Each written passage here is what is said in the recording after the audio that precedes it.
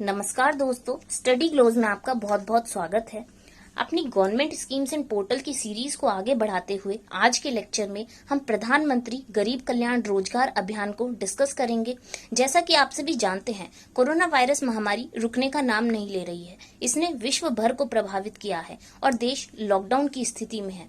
Lockdown हालांकि बहुत easy कर दिया गया है, इकोनॉमिक एक्टिविटीज खुल चुकी हैं, लेकिन हमारा ग्रामीण क्षेत्र, गरीब लोग, स्पेशली माइग्रेंट वर्कर्स जो लॉकडाउन के बाद अपने घर वापस चले गए थे, उनका रोजगार छिन चुका है और जब रोजगार नहीं है तो उन्हें अपने जीवन यापन करने में बहुत दिक्कतें आ रही हैं। ऐसे में हमारे प्रधानमंत्री गरीब कल्याण रोजगार अभियान लेकर आए हैं, जिससे हमारे रूरल इंडिया को सशक्त बनाया जाए। स्पेशली वो माइग्रेंट वर्कर्स जो लॉकडाउन के बाद अपने घर वापस चले गए थे और अब काम की तलाश में दोबारा लौट रहे हैं, उन्हें रोजगार मिलेगा और हमारे रूरल इंडिया का इंफ्रास्ट्रक्चर सशक्त बनाया जाएगा।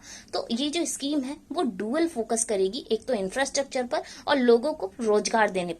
रोजगार स्पेशली माइग्रेंट वर्कर्स को दिया जाएगा, राइट। अब हम इस स्कीम को डिस्कस करेंगे, जानेंगे इससे जुड़े तथ्यों के बारे में। तो आप लास्ट तक वीडियो को देखिएगा। आइए स्टार्ट करते हैं लेक्चर। अगर आपकी कोई भी क्वेरी है तो आप मेरी फेसबुक प्रोफाइल राशि सिंगल पर पूछ सकते हैं, मैं जरूर आंसर करूंगी।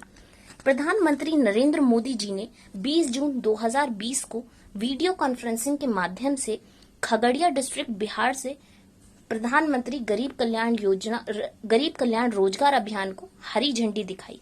और ये जो योजना है वो मेनली 6 स्टेट को कवर करेगी, क्योंकि यहाँ पर माइग्रेंट वर्कर्स के आने की संख्या सबसे ज्यादा है। मैं नंबर्स में बोलूं तो 6.7 मिलियन माइग्रेंट वर्कर्स यहाँ पर वापस आए थे, राइट। और आंकड़ों में बोलूं तो करीब 2/3 migrant workers in he state में वापस आए थे लॉकडाउन के बाद। तो जो ये स्कीम का मेन पार्ट है वो 6 पार्टिसिपेटिंग स्टेट्स रहेंगी। मैं स्टेट्स के नाम अभी आपको आगे आने वाली स्लाइड्स में बताऊंगी। फिलहाल हम इसके की फीचर्स को देखते हैं। देखिए, प्राइम मिनिस्टर ने ये बताया कि हमने आत्मनिर्भर भारत कैंपेन में भी 1.75 लाख करोड़ का पैकेज रखा था, जो कि खुद प्राइम मिनिस्टर गरीब कल्याण योजना के तहत आता है। और ये जो स्कीम है वो उसमें 50,000 करोड़ का फंड रखा जाएगा, जो कि गरीब कल्याण रोजगार अभियान इसको नाम दिया जाएगा। और इसमें हम रूरल इंफ्रास्ट्रक्चर को भी सुधारेंगे। तो इसके पॉइंट्स देख लेते हैं। देखिए, ये जो स्कीम है वो 25 वर्क एरियाज में, मतलब 25 तरह के डिफरेंट टाइप्स ऑफ वर्क, 25 तरह के कामों में दिया जाएगा लोगों को रोजगार। इससे जो माइग्रेंट वर्कर्स हैं उन्हें रोजगार मिलेगा और रूरल एरियाज का इंफ्रास्ट्रक्चर भी बनेगा। ये जो वर्कर्स हैं वो ग्राम पंचायत भवन, anganwadi centres, national highway works, railway works, water conservation projects और जो हमारे टॉयलेट्स हैं, कम्युनिटी टॉयलेट्स वगैरह, इनमें काम कर पाएंगे। रूरल मंडीज, रूरल रोड, ठीक है, इनमें उन्हें रोजगार मिलेगा। इसमें ऐसे करके पूरे 25 तरीके हैं। अगर आप चाहते हैं तो उनकी लिस्ट मैं आपको डिस्क्रिप्शन बॉक्स में दे दूंगी, राइट। अब देखिए, इसमें जो मैंने आपको बता दिया कि कौन कौन से वर्कर्स हैं। तो ये जो अभियान है वो एक मासिव एम्प्लॉयमेंट प्रोग्राम है।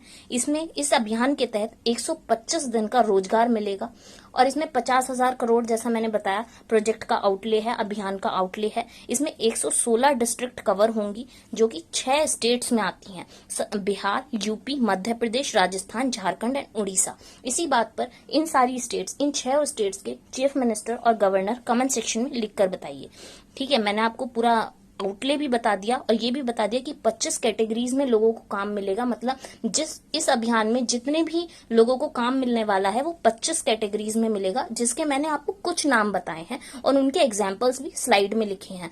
तो आपको ये सारी नॉलेज होनी चाहिए। एग्जाम में यहीं से क्वेश्चन बनते हैं, ठीक है। अब देखिए, ये जो 6 डिस्ट्रिक्ट हैं, मैंने आपको बता दिया कि ये क्यों लिए, क्योंकि यहाँ पर सबसे ज्यादा माइग्रेंट वर्कर्स आए थे।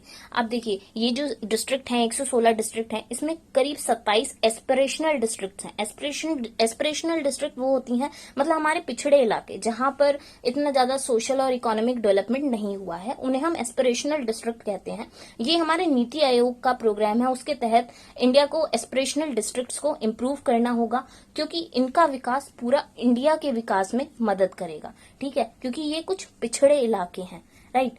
अब इस स्कीम से लोगों को रोजगार मिलेगा और उनकी स्किल्स प्रॉपर्ली यूज होंगी। हम आशा करते हैं गवर्नमेंट का ये कदम कोविड-19 महामारी को एक अपॉर्चुनिटी में बदल देगा, ठीक है। अब इसका ऑब्जेक्टिव क्या है वो जान लेते हैं। देखिए, जो मेनली जो बेनिफिशियरीज होंगे वो मैंने जैसा आपको स्टार्टिंग में ही बताया कि जो माइग्रेंट वर्कर्स जो वापस चले गए थे और अब रोजगार की तलाश में आ रहे हैं, वो होंगे, उनको लाइवलीहुड अपॉर्चुनिटीज दी जाएंगी। और जो हमारे इंफ्रास्ट्रक्चर है, मैंने कहा कि इंफ्रास्ट्रक्चर सुधारा जाएगा विलेजेस का, वहां पे रोड्स बनाई जाएंगी, वहां पे जो इंटरनेट फैसिलिटीज हैं वो अच्छे से दी जाएंगी, फाइबर ऑप्टिक केबल बिछाई जाएंगी, तो वहां पर इन सब चीजों का काम होगा, इनमें भी इनको रोजगार मिलेगा। ठीक है, इनकी जो स्किल्स हैं वो प्रॉपरली यूज होंगी। आंगनवाड़ी, पंचायत भवन, ये सारे जो चीज हैं इनका इंफ्रास्ट्रक्चर सुधारा जाएगा, इनका अच्छे से डेवलप होगा। इसीलिए हम बोल रहे हैं कि ये जो स्कीम है वो डुअल स्कीम है।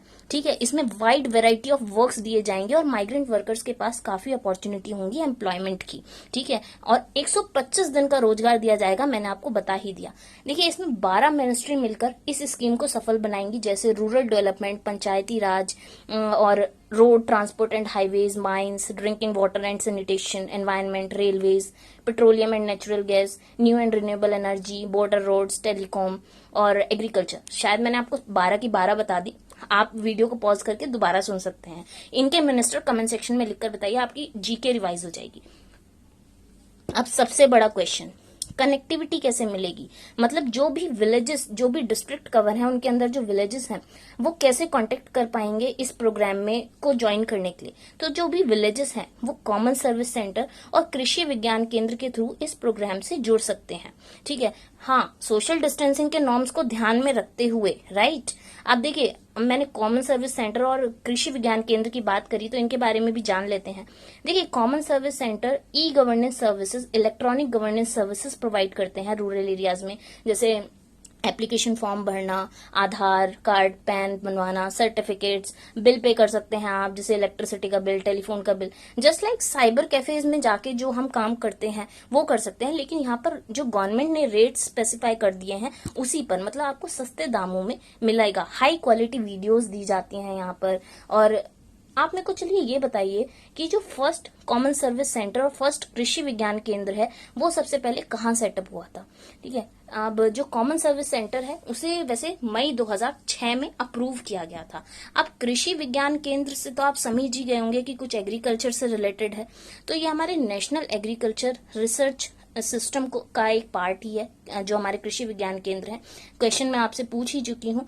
तो ये मेनली हमारे जो क्वालिटी टेक्नोलॉजिकल सीड्स प्रोवाइड करना और एग्रीकल्चर में हम कैसे तकनीक के जरिए बहुत अच्छा कर सकते हैं एग्रीकल्चर में, उसकी रिसर्च यहाँ पे, अनुसंधान यहाँ पर होता है। ठीक है, हमने सब कुछ इस स्कीम के बारे में जान लिया है।